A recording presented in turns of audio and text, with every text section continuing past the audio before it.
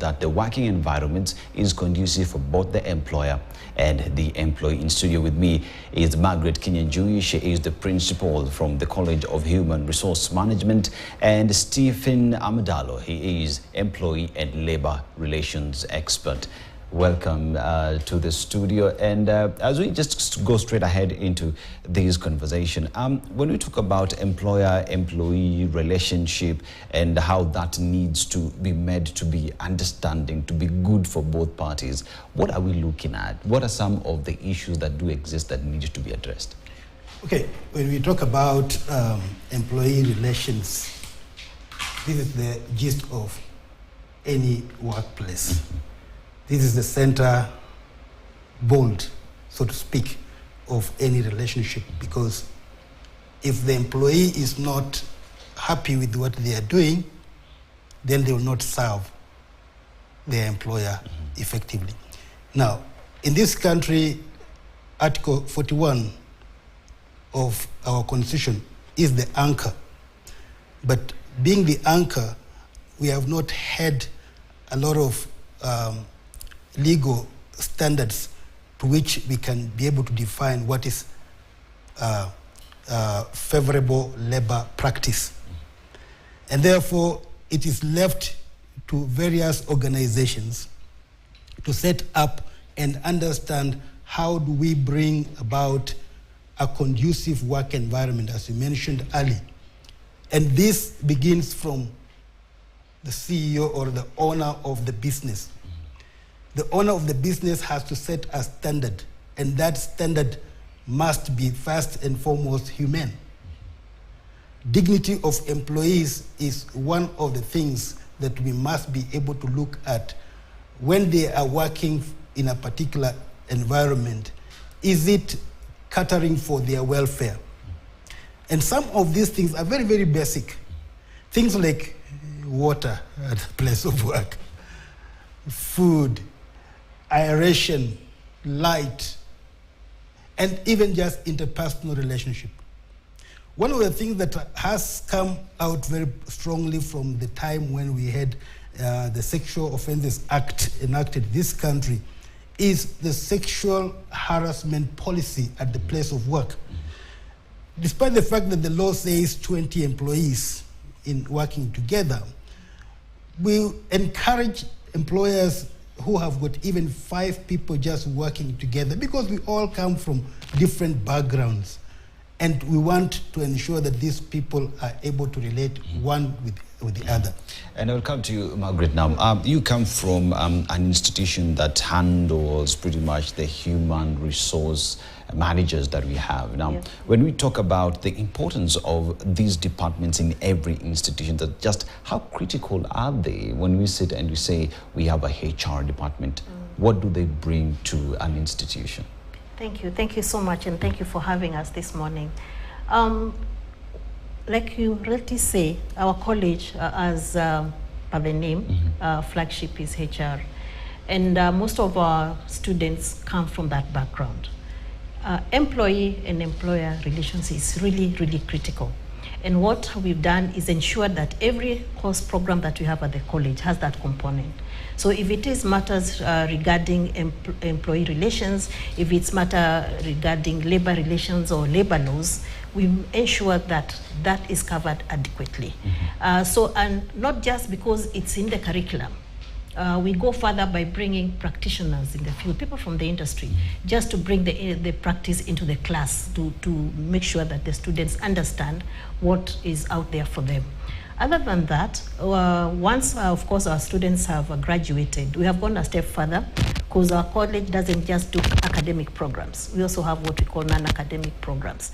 So we organize forums that they can be able to come and be taken through, for example, if it's an open seminar or it's a symposium, and we just concentrate on matters relating to this. We bring people from the industry to bring what's happening out there and what, as practitioners, what should you or should you not do. Yeah, so it's a very critical area for us at the college. And Stephen, now, what are some of the fundamental rights? When you talk about the employer-employee, what are these fundamental rights that each party enjoys, and how do we make sure that everybody gets to enjoy their right in places of work?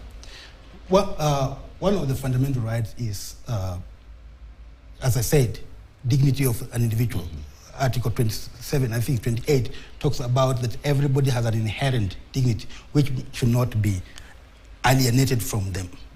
This dignity comes in the form of, I deserve to be notified when I am employed. So that contract of employment is a fundamental right of an employee. I also need to be paid at the end of the month.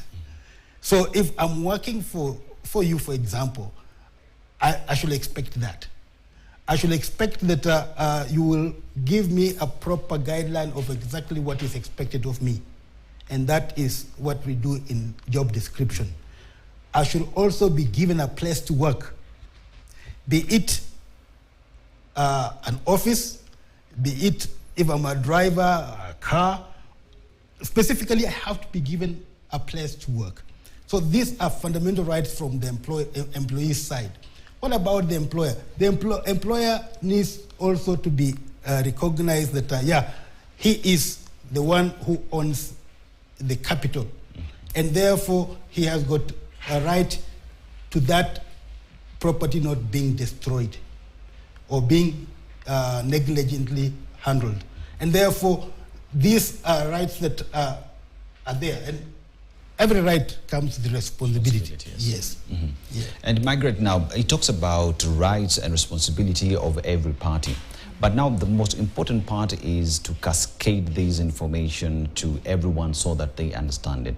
Now, how critical is the HR department in making sure that everyone understands this and that everyone plays by the book, so to say? Okay. Critical, of course, is the policies. And this is, of course, domiciled. Anything to do with employees at the workplace is domiciled in the HR department. So it's critical that that department comes up with the right policies that will now talk to, employer and employee relation matters. But it's not just writing them and putting them away, but ensuring that you sensitize the staff about that. And of course, this goes two ways. It's not just the employees who need to understand what they need to do in their respective roles, but also the employer needs to understand that there are certain critical aspects of this that they need to also follow. Like Madalo has said, it's important that the dignity of the employee is taken care of.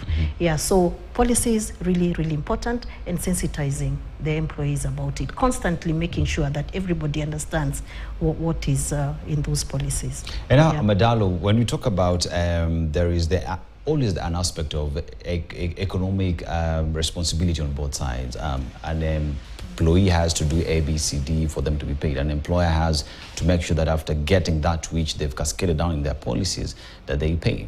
But now there are several economic challenges that we face today. Now, how do we have this communication within several institutions to make sure that this is where we are today, these are the challenges we are going today, upheavals that have been brought by economic challenges? How do we handle that from a HR perspective and also just in a working environment so that both parties understand what is going on?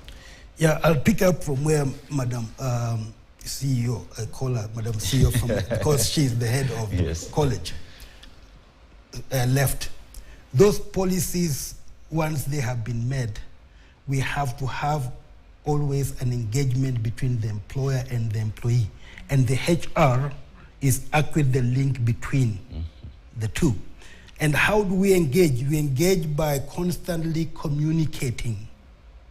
You communicate from when things are okay and when things are not okay. And how this is done is in such a way that you, as the head of HR, you must understand the business. You must understand what is going on. If the business is going down, you should be the very first. We have tended to leave some of these things to other departments, but in real sense, we are the people managers, and therefore, whatever is happening to the organization, it is us who should be first to know, because they report back indirectly or directly back to us. So communication and engagement throughout, and not have to talk down to the people, also have a a listening ear, whereby you hear what they have to say and you also say what the management wants to say. Well put. And Madam Principal, let's take a short commercial break, but when we come back, I want us to just have a conversation on tough economic challenges. We have layoffs as one of the ways of saving these businesses. How does